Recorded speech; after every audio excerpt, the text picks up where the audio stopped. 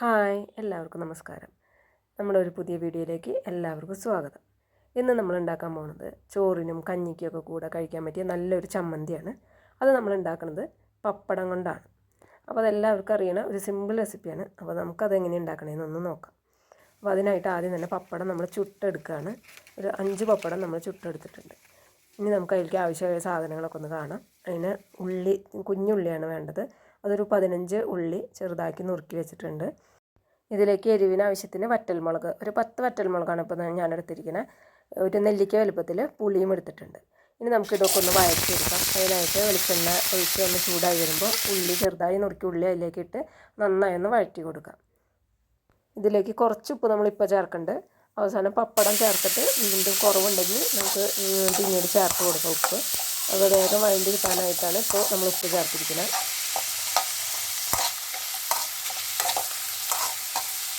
ഇതിലേക്ക് വറ്റൽമുളകും കൂടി ഇട്ട് നന്നായി ഒന്ന് ഇളക്കി യോജിപ്പിക്കുക.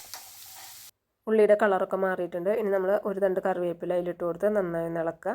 അതിനുശേഷം നമ്മൾ നേരത്തെ എടുത്ത് വെച്ചിരിക്കുന്ന പുളിയും ചേർത്ത് കൊടുക്കാം. ഉള്ളിയും മുളകും പുളിയും എല്ലാം കൂടി ഒന്ന് നന്നായി യോജിക്കുന്നത് വരെ ഇളക്കി വഴറ്റിക്കൊണ്ടിരിക്കുക. ഇതിലേക്ക് നമുക്ക് ചുട്ട പപ്പടം തന്നെ വേണമെന്നില്ല, കാച്ചി വെച്ച പപ്പടം ആയാലും ഉപയോഗിക്കാൻ പറ്റും. ഏതാണോ നമുക്ക് എളുപ്പമെന്ന് വെച്ചാൽ അങ്ങനെ നമുക്ക് ചെയ്യാം. ഇത് നമുക്ക് എല്ലാവർക്കും ഉണ്ടാക്കാൻ പറ്റുന്ന ഒരു സിമ്പിൾ റെസിപ്പിയാണ്. എല്ലാവരും ഒന്ന് ട്രൈ ചെയ്ത് നോക്കി ഫീഡ്ബാക്ക് അറിയിക്കുക.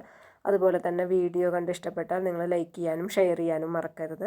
സബ്സ്ക്രൈബ് ചെയ്യാതെ കാണുന്ന കൂട്ടുകാരെല്ലാവരും ഒന്ന് സബ്സ്ക്രൈബ് ചെയ്യണം. നമ്മുടെ ചമ്മന്തിയുടെ കൂട്ട് നന്നായി മൂത്ത് കഴിഞ്ഞ ശേഷം തീ ഓഫ് ചെയ്ത് നമ്മൾ തണുക്കാൻ വെച്ചിരുന്നു.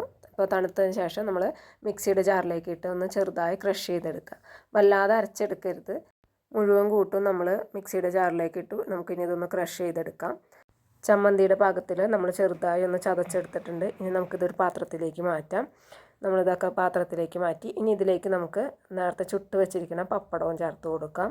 അപ്പോൾ നമ്മൾ 5 പപ്പടമാണ് ഉപയോഗിക്കുന്നത്. അത് നമ്മളിതേ കൈകൊണ്ട് നന്നായി പൊടിച്ച് ഇതിലേക്ക് ചേർത്ത് കൊടുക്കുക.